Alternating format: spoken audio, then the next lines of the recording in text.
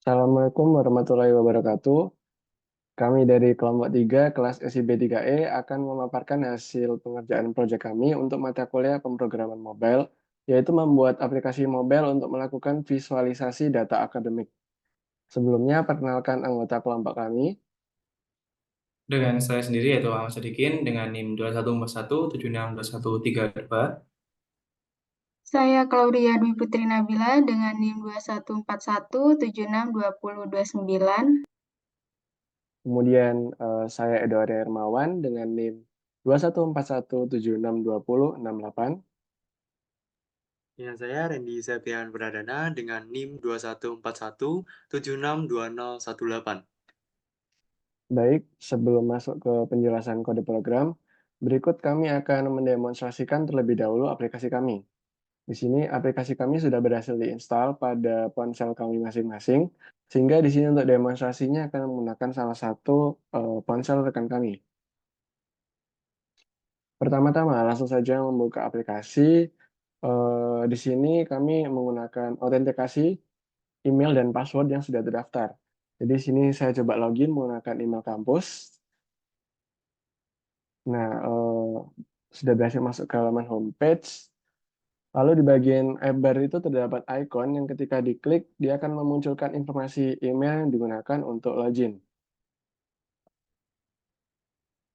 Nah, kemudian pada halaman home ini menampilkan informasi total responden, kemudian ada visualisasi pie chart untuk menampilkan jumlah responden berdasarkan gender, kemudian ada informasi untuk rata-rata umur dan IPK dari keseluruhan responden. Kemudian ada bagian nationalities, di mana terdapat visualisasi bar chart untuk menampilkan jumlah responden berdasarkan asal negara atau kewarganegaraannya. Kemudian ada problem genres, yaitu visualisasi bar chart untuk menampilkan jumlah responden berdasarkan bidang masalahnya. Di sini terdapat 11 bidang masalah. Kemudian untuk bagian yang terakhir dari halaman home ini adalah graduation of student, yaitu visualisasi dalam bentuk bar chart untuk melihat presentasi kelulusan mahasiswa pada setiap tahunnya. Selanjutnya berpindah ke halaman survei. Ya, di sini menampilkan detail responden dari setiap ID yang mencakup informasi seperti gender, umur, GPA, tahun, bidang permasalahan, dan keluhan yang akan disampaikan. Ya, jadi di sini kami membuat pagination sehingga untuk setiap page hanya menampilkan 20 ID saja. Jika ingin menuju ke page terakhir, di sini langsung saja menekan button panah yang paling kanan. Lalu untuk edit data bisa ditekan setiap responden ID. Misalnya saya rubah dari menjadi financial report support, kemudian kewarganegaraannya saya rubah menjadi South Africa, maka ketika di save dapat dilihat bahwa benderanya sudah berubah dari Indonesia menjadi South Africa. Selain itu juga bisa dilakukan penghapusan data dengan menggeser ke arah kiri pada responden ID yang akan dihapus. Selanjutnya pada halaman reports, ini menampilkan segala jenis laporan yang berkaitan dengan tindakan kekerasan di lingkungan kampus. Contohnya, laporan dari mahasiswa ini ketika diklik akan memunculkan jenis kekerasan dan kronologi kejadiannya. Kemudian bisa dilakukan edit data juga. Di sini saya coba edit untuk beberapa kolom, lalu klik save, ya maka data akan berhasil terubah. Yang selanjutnya adalah halaman survei form. Nah, di sini seorang mahasiswa bisa mengisi form apabila ingin menyampaikan keluhan atau memberikan masukan kepada pihak kampus. Di sini mahasiswa perlu mengisikan kolom yaitu umur, gender, GPA year, genre, dan isi reportnya. Ini saya coba isi.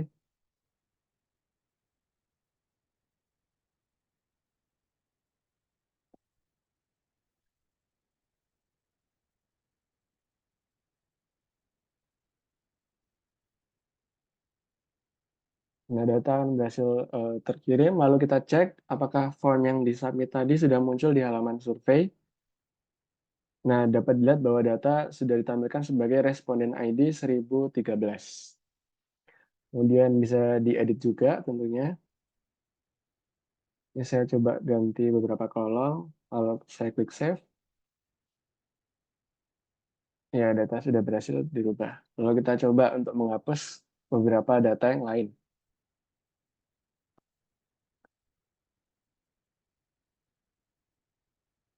Selanjutnya adalah halaman report form. Jadi melalui form ini, seorang mahasiswa bisa melaporkan segala jenis tindakan kekerasan di lingkungan kampus kepada pihak kampus. Di sini mahasiswa perlu mengisikan kolom nama, umur, gender, kemudian korban atau saksi, kemudian jenis tindakan kekerasannya apa, dan bagaimana kronologi kejadiannya. Kita coba, lalu kita submit. Lalu kita langsung buka halaman report untuk memeriksa apakah data form tersebut berhasil masuk atau tidak. Ya, kemudian data di sini sudah berhasil masuk, bisa dilakukan edit juga seperti halaman survei. Kemudian akan saya hapus. Nah, sekian untuk demonstrasinya. Selanjutnya bisa logout pada bagian app bar.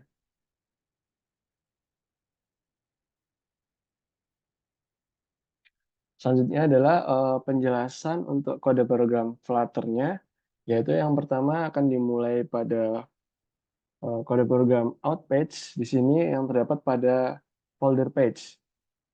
Nah, pada kelas out page ini kita menggunakan Firebase untuk proses autentikasi sehingga diperlukan library bernama Firebase Out.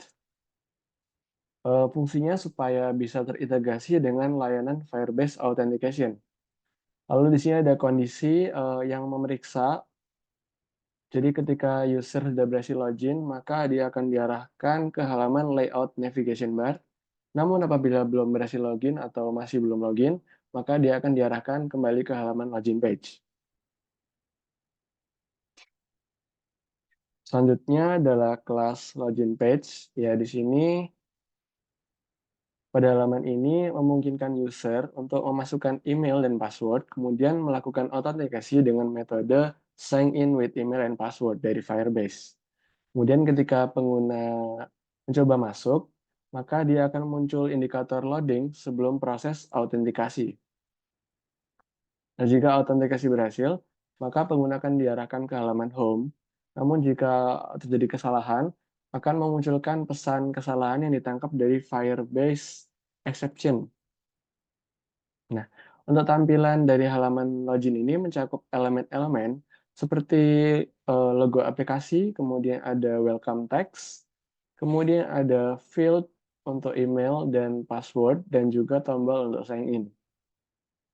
Nah, di sini kami menerapkan konsep OOP atau pemrograman berorientasi objek untuk di keseluruhan kode program kami. Jadi kami telah membuat beberapa komponen di sini. Ya, bisa dilihat pada folder komponen terdapat komponen button, drop down, text field, sehingga memungkinkan kami untuk menghindari penulisan kode program secara berulang. Dan ini tentu saja membantu untuk meningkatkan efisiensi pengembangan dan memastikan bahwa kode program yang kami buat ini bisa diorganisir dengan mudah. Nah, untuk pada implementasinya di sini, saya telah membuat komponen bernama myTextField. Nah, komponen ini akan bisa dipanggil secara berulang, contohnya pada halaman login back tadi. Di sini dilakukan pemanggilan sebanyak 2 kali, yaitu yang pertama untuk email kampus, dan yang kedua untuk password. Jadi dalam hal ini, kami menggunakan text field untuk tujuan yang berbeda. Kemudian untuk kode program yang berikutnya akan dilanjutkan oleh rekan saya. Baik, untuk selanjutnya yaitu kode program mengenai layout navigation bar. Kode program ini merupakan widget Flutter yang mengimplementasikan navigasi bawah layar. Terdapat 5 halaman yang dapat diakses melalui icon di bagian bawah layar, yaitu report, survei, dashboard, form survei, dan form report. Dari setiap halaman direpresentasikan oleh widget yang berbeda. Struktur navigasi ini memungkinkan pengguna untuk beralih antar halaman dengan mudah. Pada bagian atas layar, terdapat app bar yang menampilkan judul sesuai dengan halaman aktif saat ini. Ada juga tombol logout dan tombol informasi pengguna yang membuka dialog untuk menampilkan informasi tentang pengguna yang sedang login. Bottom navigation bar menyediakan icon dan label untuk setiap halaman. Dan ketika salah satu icon ditekan, konten halaman akan diperbarui sesuai dengan halaman yang dipilih. Selain itu, jika pengguna memilih icon form, akan muncul bottom sheet yang berisi pilihan antara survei form dan report form. Widget ini memanfaatkan stateful widget untuk melacak dan memperbarui halaman aktif, judul, dan indeks navigasi. Untuk selanjutnya yaitu kode program homepage. Untuk kode program ini sendiri merupakan halaman utama dari aplikasi ini, menampilkan ringkasan data responden seperti total responden, perbandingan jenis kelamin, rata-rata usia, rata-rata IPK, distribusi kewarganegaraan, genre permasalahan yang dihadapi responden, dan statistik kelulusan mahasiswa. Data diambil melalui layanan HTTP yang berbeda untuk setiap kategorinya. Pengguna akan melihat informasi yang diwakili dalam bentuk grafik seperti pie chart, bar chart, dan chart dengan data terperinci.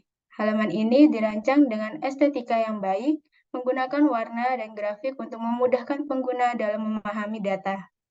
Selain itu, terdapat tombol navigasi yang memungkinkan pengguna untuk melihat informasi lebih rinci dan mendalam pada masing-masing kategorinya. Halaman ini juga menangani situasi ketika data belum berhasil dimuat atau terjadi kesalahan, dengan menampilkan indikator loading atau menunjukkan pesan kesalahan. Overall, homepage memberikan gambaran menyeluruh tentang data responden yang dikumpulkan dengan tata letak yang baik dan presentasi yang informatif. Kemudian ada kode program mengenai pie chart.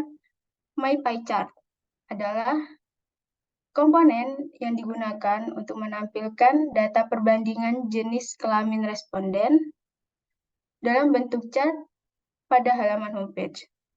Komponen ini menerima data jumlah responden per jenis kelamin, lalu menggambarkan pie chart yang memvisualisasikan proporsi masing-masing jenis kelamin. Warna yang berbeda digunakan untuk membedakan jenis kelamin, di mana pada warna biru mewakili responden pria dan warna merah mewakili responden wanita. Selanjutnya ada kode program MyBar Grab 1, MyBar Grab 2, dan MyBar Grab 3 adalah komponen yang digunakan untuk menampilkan data distribusi genre permasalahan, distribusi kewarganegaraan responden, dan statistik kelulusan mahasiswa pada halaman homepage. Komponen-komponen ini menggunakan bar chart untuk memvisualisasikan data dengan mengelompokkan informasi dalam bentuk batang vertikal. Setiap batang mewakili kategori tertentu seperti genre permasalahan, kewarganegaraan, atau tahun kelulusan. Panjang batang menunjukkan jumlah responden atau total sesuai dengan kategori tersebut. Warna batang dapat bervariasi untuk memudahkan pemahaman, dan setiap kategori dapat diidentifikasi dengan label yang tertera. Komponen-komponen ini memberikan gambaran visual yang jelas dan informatif tentang distribusi data pada setiap kategori tersebut. Kemudian ada kode program list page.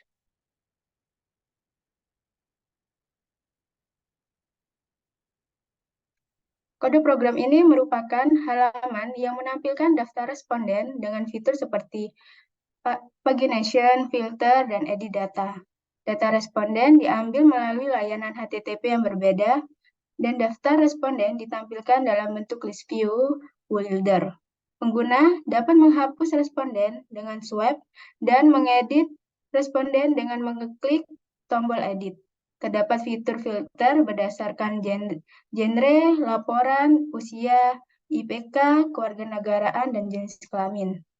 Halaman ini memberikan pengalaman pengguna yang interaktif dan memudahkan pengelolaan data responden. Kemudian ada kode program Class List Page Report. Kode ini sama dengan list page yang digunakan untuk menampilkan daftar laporan. Halaman ini juga memiliki fitur filter, paginasi, dan opsi untuk mengedit dan menghapus data laporan. Data laporan diambil melalui layanan HTTP yang berbeda, Dan halaman ini memanfaatkan drop-down menu untuk memfilter berdasarkan peran atau role, jenis atau tipe, dan jenis kelamin atau gender. Pengguna dapat mengedit data laporan dengan menampilkan formulir di bagian bawah layar ketika opsi edit dipilih.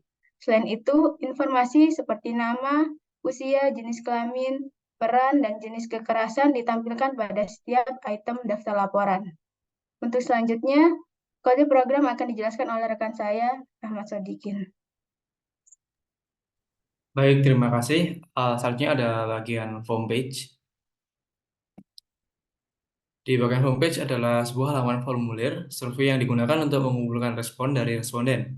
Halaman ini memungkinkan pengguna untuk memasukkan informasi pribadi dan akademis responden melalui formulir. Komponen dropdown digunakan untuk memilih jenis kelamin, kewarganegaraan, dan genre responden. Formulir juga mencakup informasi seperti usia, GPA, tahun, dan laporan akademik. Saat pengguna mengirimkan survei, data dikirimkan melalui layanan HTTP untuk disimpan. Jika pengiriman berhasil, dialog pop-up muncul memberitahu pengguna bahwa tanggapan mereka telah berhasil dikirim. Sebaliknya, jika terjadi kesalahan selama pengiriman, dialog pop-up akan memberitahu bahwa pengguna kalau ada kegagalan dalam pengiriman survei. Lalu ada pula form report page. Itu adalah sebuah halaman formulir untuk mengumpulkan laporan dari pengguna. Hampir mirip dengan form page, halaman ini memungkinkan pengguna untuk memasukkan informasi seperti nama, usia, jenis kelamin, peran, jenis kekerasan, dan peran. Ketika pengguna mengirimkan laporan, data dikirimkan juga melalui layanan HTTP untuk disimpan. Jika pengiriman berhasil, dialog pop-up muncul memberitahu pengguna bahwa laporan mereka berhasil dikirim. Jika terjadi kesalahan, dialog pop-up juga akan memberitahu pengguna bahwa ada kegagalan dalam mengirimkan data laporan. Selanjutnya di sini juga ada folder models, di mana ada banyak sekali kelas model. Misalnya ada kelas model survey details yang digunakan untuk mempresentasikan detail survei dengan dengan properti seperti ID, genre, laporan, usia, GPA, tahun, jenis kelamin, dan kewarganegaraan. Konstruktor survei detail menerima nilai untuk setiap properti saat diinisialisasi. Selain itu, terdapat metode from JSON yang digunakan untuk membuat instance survei detail dari data JSON yang diterima dalam layanan web atau sumber data lainnya. Secara umum, kelas model seperti ini dapat membantu dalam organisir dan mempresentasikan data aplikasi dengan cara yang terstruktur, sehingga mempermudah pemrosesan dan manipulasi data. Model-model ini juga sering digunakan dalam aplikasi Flutter untuk membantu dalam pemetaan data dari format JSON atau sumber data lainnya ke objek yang dapat digunakan dan dimanipulasi dalam aplikasi. Ada pula bagian class endpoint di bagian services, yaitu adalah sebuah wadah untuk menyimpan seluruh endpoint API yang digunakan dalam aplikasi. Setiap properti dalam kelas ini mewakili alamat URL dari endpoint tertentu. Beberapa endpoint yang diwakili melibatkan berbagai data terkait survei dan laporan, seperti jumlah responden, data responden berdasarkan jenis kelamin, data laporan berdasarkan jenis kelamin, rata-rata usia, rata-rata GPA, data responden berdasarkan genre, data laporan berdasarkan peran, serta data laporan berdasarkan jenis dan data responden berdasarkan kewarganegaraan. Ada pula data survei, data laporan, dan endpoint khusus untuk kelulusan mahasiswa. Setiap properti endpoint bersifatnya statis, di mana dinyatakan dengan kata kunci static dan bersifat konstan, dinyatakan dengan kata kunci const. Properti ini diakses secara langsung melalui kelas tanpa perlu membuat instance dari kelas endpoint. Dengan menggunakan metode ini, aplikasi dapat dengan mudah mengakses alamat URL yang sesuai dengan kebutuhan.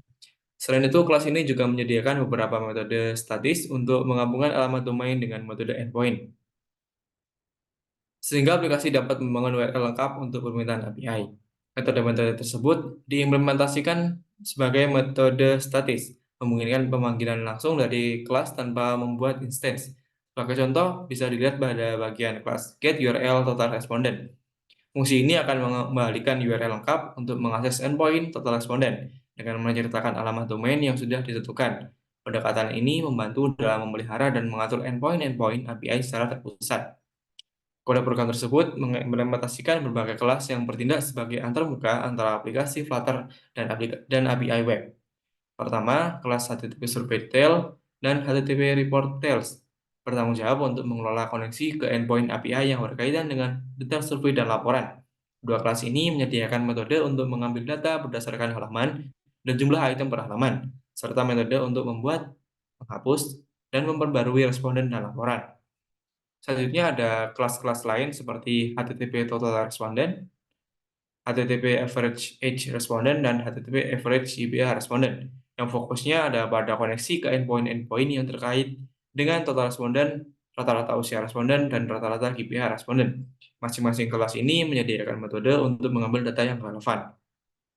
Kemudian ada kelas lain seperti HTTP Gender Respondent, HTTP Gender Report, HTTP Gender Respondent, HTTP Raw Report, dan HTTP Type Report, mengelola koneksi ke endpoint-endpoint yang memberikan data berdasarkan jenis kelamin, gender responden, peran laporan, dan jenis laporan. Masing-masing kelas ini menyediakan metode untuk mengambil data sesuai dengan tujuannya. Selain itu ada pula kelas HTTP Nationality Respondent dan HTTP kelulusan mahasiswa yang terhubung ke dalam endpoint-endpoint yang berkaitan dengan kewarganegaraan dan data kelulusan mahasiswa. Kedua kelas ini menyediakan metode untuk mengambil data yang dibutuhkan. Terakhir ada function yang namanya yaitu get country code. Sesuai namanya, fungsi ini dapat memberikan kemampuan untuk mengonversi nama negara menjadi kode negara, mendukung fungsionalitas tertentu dalam aplikasi. Semua kelas dan fungsi ini diorganisir dengan baik untuk memisahkan tanggung jawab dan memfasilitasi pemeliharaan serta pengembangan aplikasi di masa mendatang. Keseluruhan struktur program dapat membantu menyusun pemerintahan dan respon API secara terstruktur serta mempermudah manajemen koneksi dengan API web. Untuk penjelasan mengenai database dan kode blok berikutnya yang akan dijelaskan oleh teman saya. Baik, terima kasih. Untuk penjelasan selanjutnya yaitu berkaitan dengan database. Nah, di mana dalam sistem database yang dibangun menggunakan Laravel terdiri dari 3 tabel utama yang ada di dalamnya, yaitu ada survei, report, dan juga kelulusan. Migration yang pertama yaitu survei. Nah, yang pertama dalam metode up, pada tabel survei dibuat dengan beberapa kolom sebagai berikut. Yaitu yang pertama, tabel increment ID, yang merupakan kolom integer yang bertindak sebagai primary key dengan increment sebagai auto increment untuk pada setiap recordnya. Dan yang kemudian adalah tabel string genre. Kolom string yang digunakan untuk menyimpan data genre survei. Kemudian selanjutnya yaitu tabel text report, yang dimana kolom teks yang digunakan untuk menyimpan laporan dari survei dengan tipe data teks yang cocok untuk data string, yang tentunya lebih panjang. Kemudian selanjutnya yaitu tabel integer age. Nah, kolom integer untuk menyimpan data dari usia. Kemudian tabel desimal, GPA, 8,2. Nah, kolom desimal yang menyimpan data dari rata-rata GPA atau grade point average dengan panjang maksimum 8 digit, yang termasuk 2 digit di belakang koma. Kemudian yaitu tabel integer year, kolom integer untuk menyimpan dari data tahun yang ada. Kemudian selanjutnya yaitu data integer count. Kolom integer yang digunakan untuk menyimpan data jumlah responden yang masuk. Nah, selanjutnya yaitu tabel char, gender 1, di mana kolom karakter yang menyimpan jenis kelamin responden, di mana panjang karakter diatur menjadi satu saja dan menunjukkan hanya satu karakter yang dapat disimpan. Kemudian yaitu tabel string nationally, kolom string untuk menyimpan data kewarganegaraan. Kemudian lanjut pada migration yang kedua yaitu report. Pertama, dalam metode up, pada tabel report dibuat dengan beberapa kolom di dalamnya, yaitu sebagai berikut, yaitu seperti diantaranya, yaitu pada tabel increment, yang di dalamnya ada ID, kemudian tabel string, name, kemudian tabel integer age, kemudian tabel char gender dengan range 1, kemudian tabel string role, kemudian tabel string type, kemudian tabel text report. Oke, berlanjut pada migration yang ketiga, yaitu bernama kelulusan. Nah, pertama adalah metode up dan juga tabel kelulusan dibuat dengan beberapa kolom diantaranya sebagai berikut, yaitu ada tabel increment dengan di dalamnya ada ID, kemudian ada tabel string name, kemudian ada tabel string NIM, kemudian selanjutnya yaitu tabel string tahun lulus. Sehingga setelah migrasi telah berhasil dijalankan, hasilnya dapat diperiksa pada PHP MyAdmin dengan membuka database.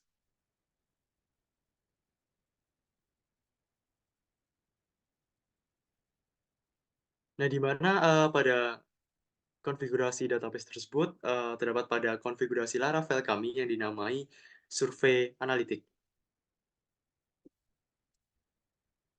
Nah, di sini untuk tabel surveinya,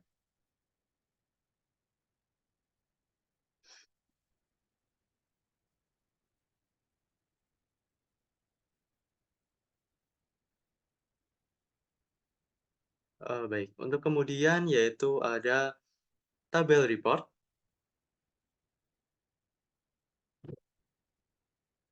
Ini akan tampil seperti gambar berikut ini, dan juga selanjutnya ada tabel kelulusan di dalamnya.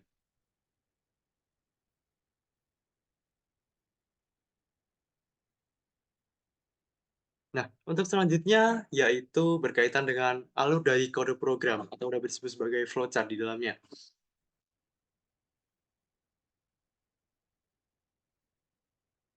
Nah, di sini alur dari kode program atau dalam integrasi Laravel backend dan juga frontend dalam bentuk Flutter.